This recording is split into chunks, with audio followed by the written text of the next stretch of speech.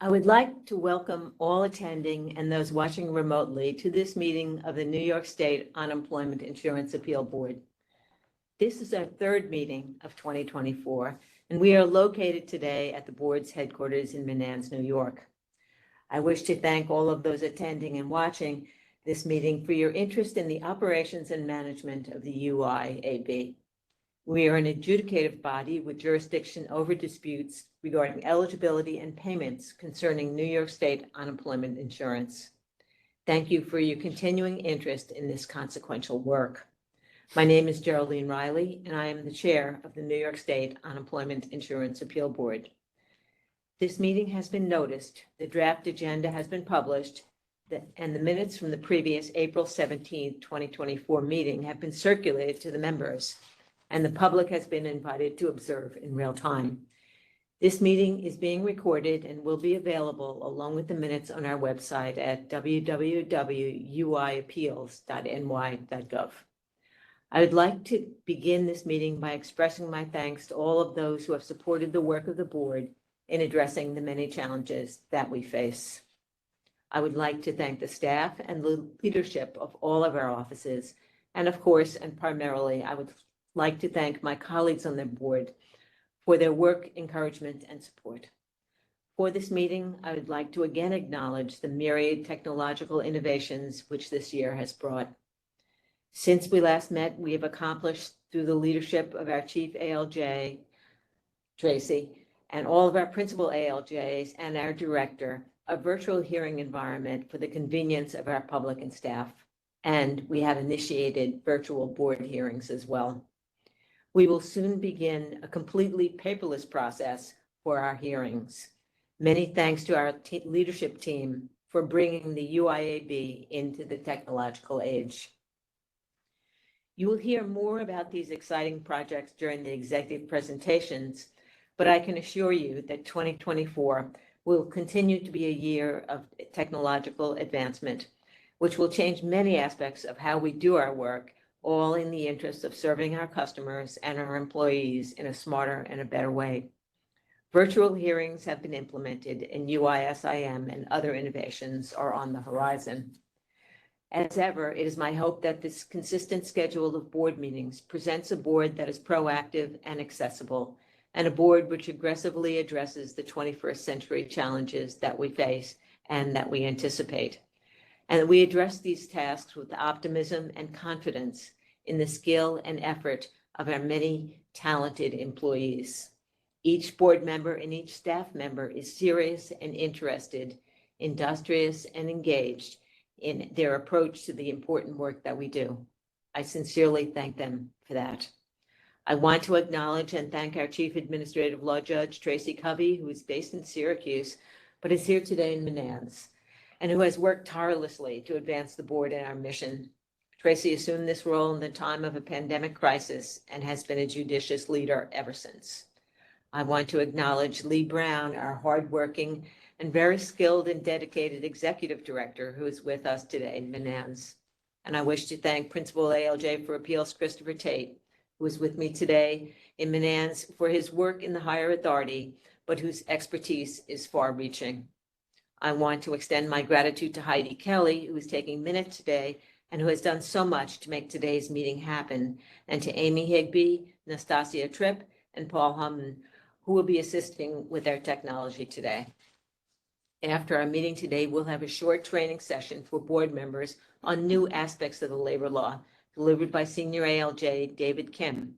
Senior ALJ Kim will discuss our board member participation in remote virtual board hearings. Before the call to order, I would like to remind members, staff, and the public that our next public meeting of the board will be held on Wednesday, October 16th, 2024. Thank you. And I'm now calling our meeting to order. First order of business is the roll call by Director Lee Brown. Thank you, Chair Riley. First, I will note that you are in Menands and will take the remainder of the roll call. When I say your name, please say you're present and note your present location that is accessible to the public. Board Member Randall Douglas. Present, Menands. Board Member Michael Greason. Present, Brooklyn. Board Member Marilyn O'Mara. Present, Elmira Office. Board Member June O'Neill. Present, Ginsburg, New York. Chair Riley, you have a quorum. Thank you, and therefore we can proceed. Our next order of business is to review and adopt the draft agenda for today's meeting. Would you please take a minute to read the agenda, which has been circulated and published?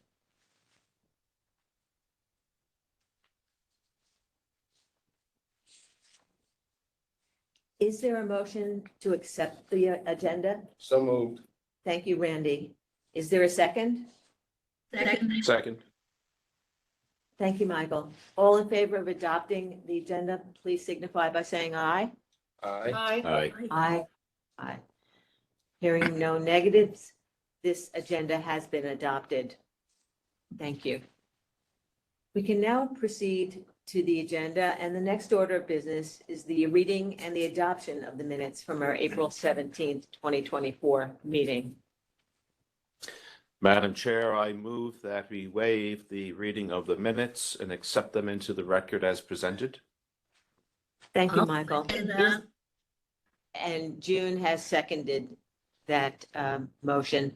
All in favor of accepting the motion and waiving the reading of the minutes while adopting them into the record, please signify by saying aye. Aye. Aye. Hearing no negatives, the motion is passed. We have accepted the minutes into the record. Thank you. We now go to our next agenda item, which is the Executive Director's Report, which will be given by Executive Director Lee Brown. Thank you, Chair Riley. Good morning, everyone. It's always great to see all of you. I'll begin with technology, since that was with Chair Riley brought up in her report. Virtual hearings and remote hearings continue to be successful. The GSA team is waiting on our contractor's quotes for phase 2 of the virtual hearings project, which includes additional language access enhancements and a long-term hearing recording storage optimization. Chair Riley, UIV manager Janet Bedoin, and I developed customer service metrics from reports created in our interactive voice response system, our IVR. We're focusing on callers' wait time on a call not to exceed 1 minute, but our primary goal is to stay below 5 minutes. We are also looking at call time, how long the caller is on the phone with the administrative support, because it's good to help us to see training opportunities for personnel. The goal is to stay under 20 minutes, but we find that our average is under 6 minutes. Lastly, is a service level, which is generated from various variables. The industry standard on average is 85%, but based on our administrative team's consistency of higher service levels, our goal is set at 95%. Our quality customer service is our priority for stakeholders. Another benefit of these reports is that they flag management of potential technical issues, which allows me to see the issues early on with the system and escalate for any fixes as necessary. The Unemployment Insurance System Improvement Modernization, UISIM, that project is on track and we will go live when the system is ready. Chief Administrative Law Judge Tracy Covey and I developed a team to enhance work and hearings utilizing existing technology. The UIB is starting a project to integrate an electronic case file, ECF, throughout the hearing and appeal process. We receive our files in an ECF format, but convert them to paper at this time.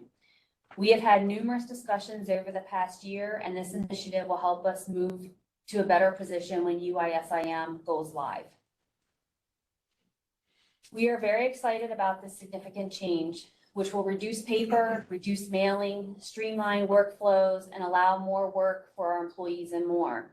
For example, our administrative employees currently can only work remotely 20% due to paper restrictions. This will be a big game changer for them. While ECF will streamline workflows, it changes work, but it does not eliminate work or personnel needed to do the work. We're working with DOL to develop change management tools to prepare our staff. And as we did with IVR and virtual hearings, we will develop comprehensive training for all of our staff. Since the pandemic, we have been sending robocalls to claimants 1 week before their hearing to remind them of their hearing. The call provides the date and time of the hearing. We've enhanced these calls.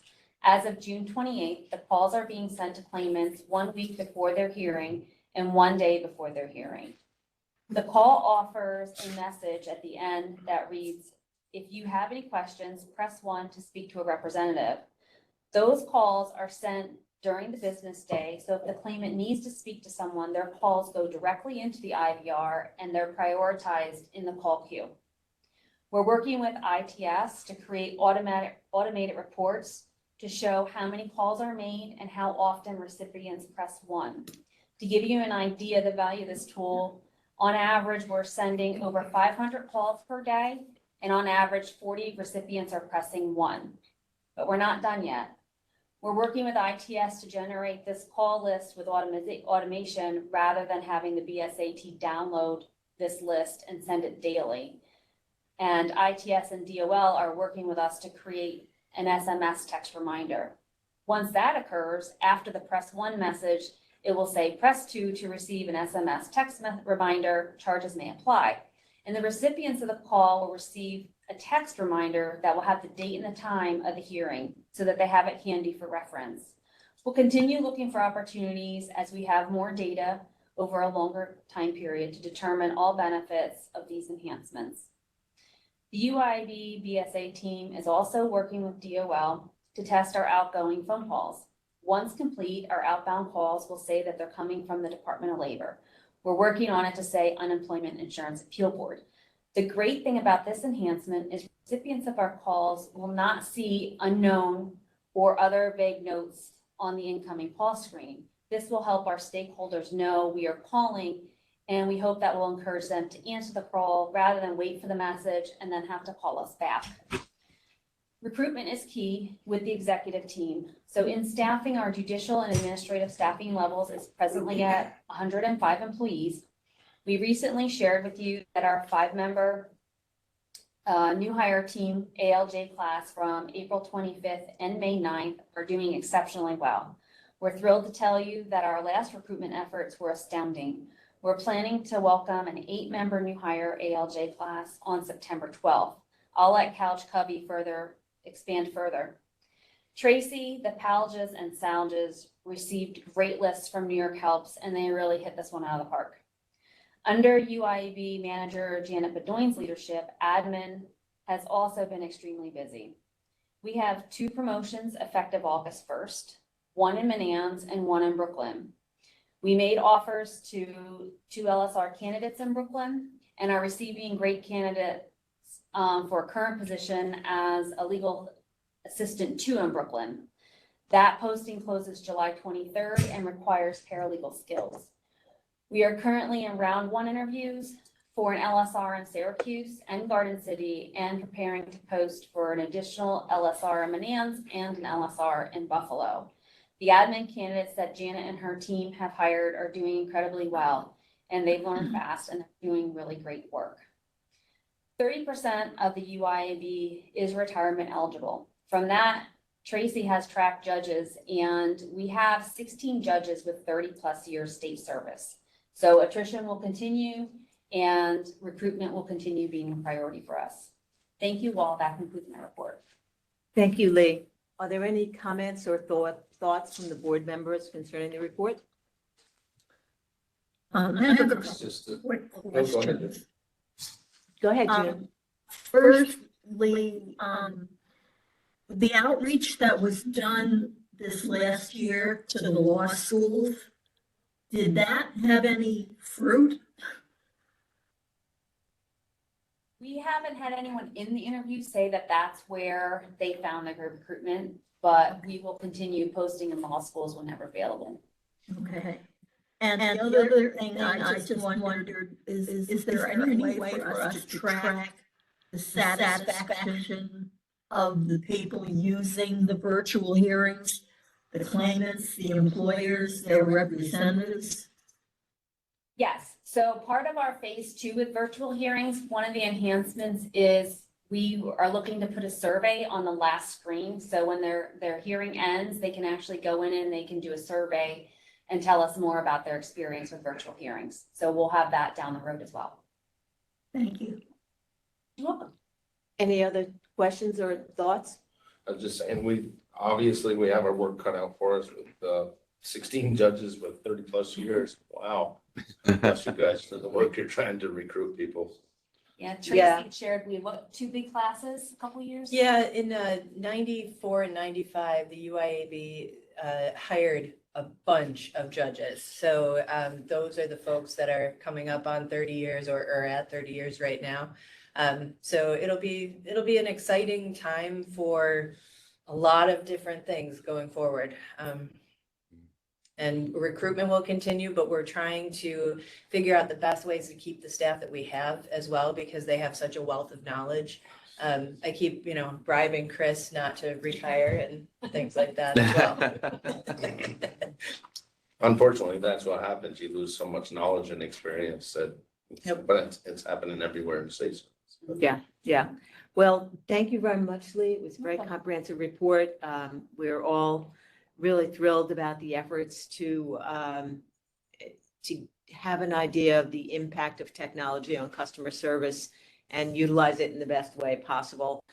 We want the hearing experience to be as fair and as equitable as possible, but also convenient and also something that is engaging. And, you're certainly doing a great job with the team. So thank you. Is there a motion to accept the report, the executive director's report into the record? So moved. Thank you, Randy. Is there a second? Second. Second. Thank you, Michael. All in favor of accepting the report, please signify by saying aye. Aye. Aye. Hearing no negatives, the report is unanimously adopted. Thank you very much, Lee. And now we are moving on to the next report on our agenda, and that would be the Chief Administrative Law Judge's report delivered by Tracy Covey. Good morning, everyone. I'm pleased to have this opportunity to provide you with updates on the judicial side of our operations that have happened since the last board meeting. As Lee mentioned, we continue to remain very busy. First, I would like to tell you about some promotions that have happened. Lauren Chatterton was officially appointed a Principal Administrative Law Judge position for the lower authority in May of this year. She has been with the board for over 13 years, during which time she has contributed to the success of several important legal and technological projects, as well as training initiatives. I can report that she jumped right in and has already shown herself to be a wonderful asset to our executive management team. Allison Ferrara has been nominated to become a principal ALJ as well. Allison has been with the board for over 12 years and is currently our statewide training coordinator and our CLE administrator. She has been integral to the success of our new hire training program, as well as the continuing legal education of our experienced judges. We are very excited to be able to welcome her to our executive team. Catherine Adlerman was promoted to a senior ALJ position at the higher authority in May. Kat has been with the UIAB for over 23 years. She is a trainer and a tester for the Computer Modernization Project, a member of the internship committee, and has participated in various special projects over the years. Sita Prasad was also promoted to a senior ALJ position at the lower authority in June of this year. And Sita is in our Buffalo office and has been with the board since 2021. During that time, she has created materials for and has facilitated new hire training and board member trainings, and on her own initiative, developed a dynamic exhibit marking tool for e-case files. She will also be a trainer in the upcoming Computer Modernization Project and has participated in various other special projects during her tenure. Now, turning to the recruitment news, as Lee reported, the HELPS program had a very positive impact on the size of our applicant pool on the judicial side.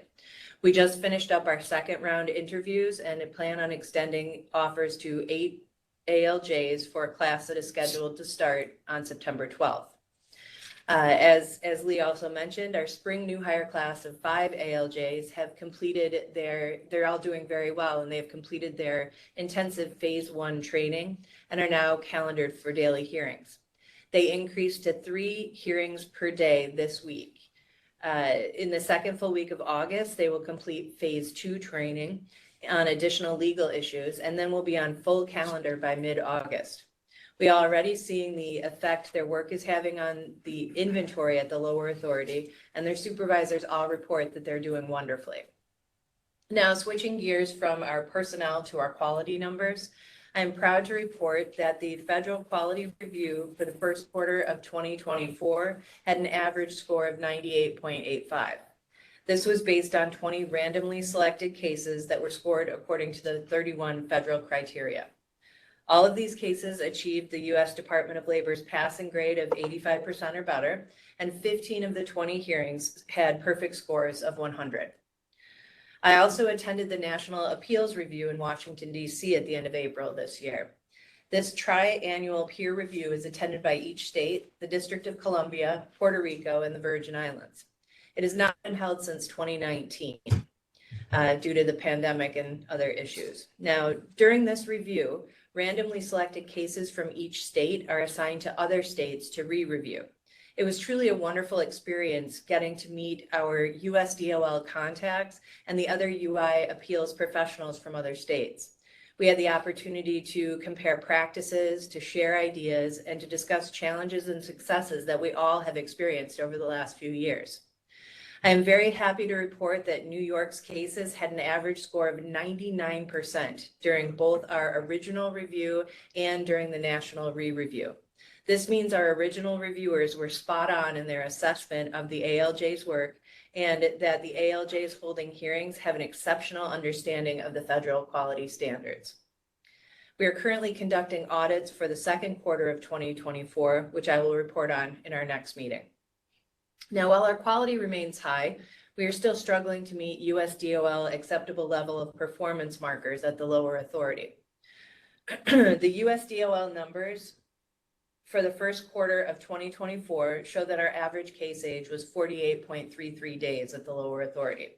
Our own internal validated data for May of 2024 shows the average case age to be 50.77 days, and June was 56.57 days.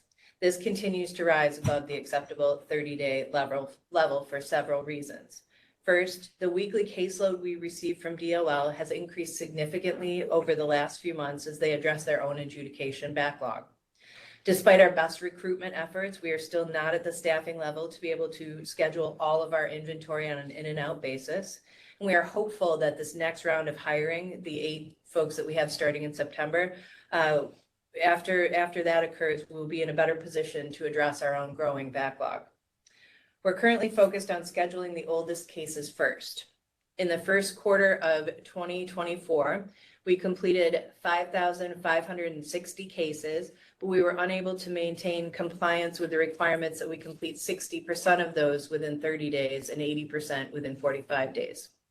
Now, at the higher authority, we continue to be in compliance with the overall case age requirements. For the first quarter of 2024, USDOL reported data shows that our average case age was 37 days, and our own internal validated data from May of 2024 shows the average case age was 33.78 days, and in June it was 36.96 days. We are also close to meeting the appeal time lapse requirements. USDOL data for the first quarter of 2024 shows that we completed a total of 744 appeals. 45.03% of these cases were completed within 45 days, and 77.15% were completed within 75 days. The requirement is supposed to be 50% within 45 days and 80% within 75 days, so we're very close at the higher authority. Now, before I end my report, I would like to thank Chair Jerry Riley for her continued support of our many initiatives. As you can tell from both Lee's report and my report, 2024 has been an exciting and a busy year that has come with its fair share of challenges and successes, not in small part to our changes in the technological advancements that we're making. And Jerry's leadership has been extremely appreciated during this time. Thank you for giving me the opportunity to speak to you today, and I hope that you enjoy the rest of your summer. Thank you, Tracy, for your very kind words, but thank you even more for what you've accomplished in the quality of the work that we're producing. To have consecutive quarters of 99% quality excellence is just an outstanding testament to the work that you've put in, that Lee has put in, Chris, that the whole team and of course the board has accomplished. I think we can say with certitude that we are in an excellent place regarding quality and fair hearings. So thank you for that. Are there any comments or thoughts or questions for Tracy on her report? Okay, hearing none, is there a motion to accept the report and incorporate it into the record? So moved. Thank you, Randy. Is there a second? Second. Thank you, June. All in favor of accepting the report, incorporating it into the record, please signify by saying aye. Aye. Aye. Aye. The motion is accepted, passed unanimously. Thank you so much. We are moving on to the next report. The next report is the report from Principal ALJ for Appeals, Christopher Tate. Thank you, Chair Riley. Good morning, everyone. I'm going to report on several appellate division cases that were handed down in the second quarter. Matter of Moy Thuk Shang was decided on May 30th, and the site is 227 Appellate Division 3rd, 1348. In this case, the court affirmed the board's decision holding claimant ineligible from receiving benefits because she was not capable of work.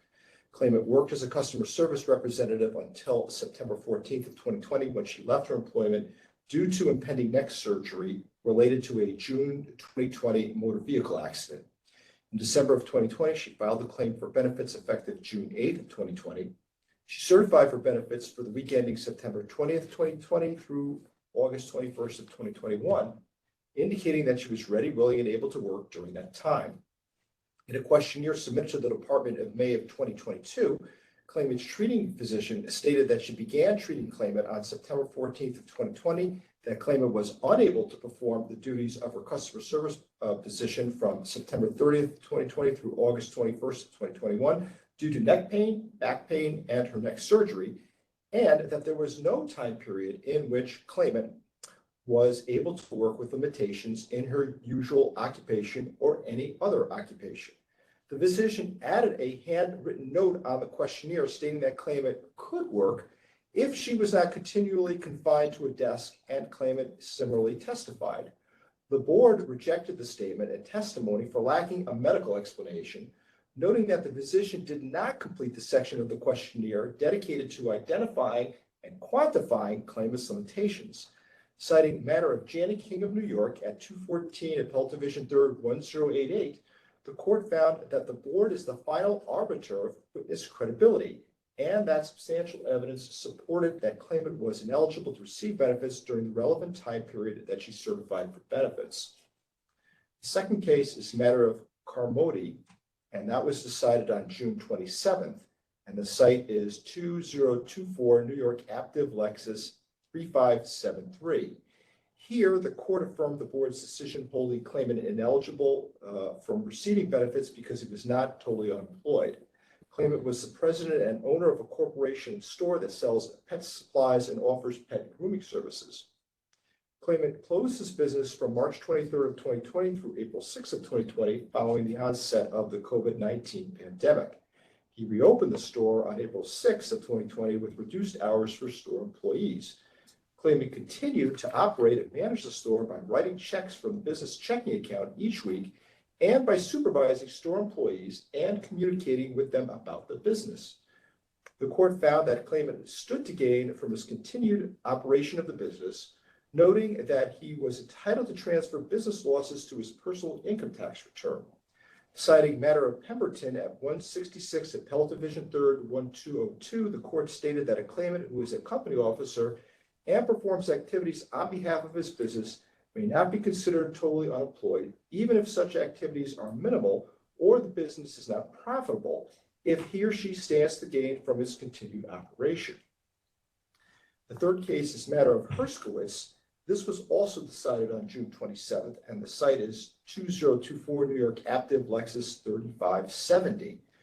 Here, the court affirmed the board's decision holding claimant ineligible from receiving benefits because he was employed in a major non-tenured policymaking or advisory position within the meaning of Labor Law Section 565, subsection 2E. Claimant was one of approximately 10 individuals employed as an assistant counsel and legislative coordinator in the executive chamber. He was appointed to this non-tenured position by the council to the governor in December of 2019 and served in that capacity until August of 2021. Claimant's job duties including service as the chief legal advisor on issues affecting 3 state agencies contained within his designated portfolio. In that capacity, he approved the development of the legislative agenda of each agency and was the only attorney advising the council on major matters, including litigation strategies involving those agencies. The court noted that although claimant denied that he played a major policy-making or advisory role in the executive chamber, insisting that he was akin to a, quote, mid-level employee, unquote, any conflict in testimony presented an issue of the board to resolve. The court held that the fact that claimant's decisions were subject to review and or approval by counsel or the relevant deputies is not determinative. Citing matter of Newell at 9 Appellate Division 3rd 559, the court found that claimant's application for unemployment insurance was properly denied. And finally, matter of Banker's Life and Casualty was decided on June 27th as well. That site is 2024 New York Active Lexus 3588. In this case, the court affirmed the board's decision holding bankers liable for additional contributions based on remuneration paid to salespersons included in an audit. The court found that bankers exercised sufficient control over the results produced by the salespersons to establish an employment relationship. The court noted that bankers established the price of its products, paid the salespeople according to a commission that is set, that could be modified at any time at its discretion, prohibited the salespeople from soliciting as policyholders for 24 months following termination, and provided sales leads, an office, desk and computer, and office supplies and marketing materials to any salespeople who wanted those services, for which salespeople were required to pay $200 a month into a general fund to cover the cost. The court also found that the department's assessment of $452,958.05 was not arbitrary and capricious given the dearth of records provided by bankers to the department, noting that bankers did not provide the department with any information concerning its salespeople other than 1099 forms, despite being requested to provide such records in a subpoena. Citing a matter of Marchand Eyewear at 179 Appellate Division 3rd 1405, the court found no error in the calculation of the assessment. And that concludes my report. Thank you very much, Chris. It's fascinating cases. And I note that the board affirmed, the court in each case affirmed the board's decisions. So thank you for that. Are there any thoughts or comments regarding the report by Christopher? Hearing none, is there a motion to accept the report and incorporate it into the record? So So moved. moved. Thank you, Michael. Is there a second? Second. Thank you, Marilyn. All in favor of accepting the report into the record, please signify by saying aye. Aye. Aye. Aye. Aye. Hearing no votes in the negative, the report is accepted and incorporated into the record. Thank you very much. And we now turn to the next item on the agenda, which is new business. Is there any new business for the board to discuss? Madam Chair, I'd just like to say that kudos to you and the staff that you assembled here. They are amazing. You guys do amazing work, and it seems like you all get along or you'll hide it very well. But We get along. you can be proud of what you accomplished. It's just well done, and it's kudos to you, Jerry, for assembling this team. Well, thank you so much. It's a good team, a great team, and I think it really reflects the excellence that individually everybody is trying to attain. And that speaks to the board as well, to everything we're trying to accomplish here. And thank you for your kind words. Is there any other new business? Hearing none, is there I will entertain a motion to adjourn. Is there a motion? So moved. Okay, thank you, Michael. Is there a second? Second. June. All right, June has seconded the motion to adjourn. All in favor of adjourning, please signify by saying aye. Aye. Aye. Thank you. The motion has passed unanimously. Thank you. This meeting is adjourned. Thanks very much, everybody. Heidi, you can stop the recording. Thank you. Thank you. Thanks, everybody. I'm glad you are excited because it's a really exciting time for the board between the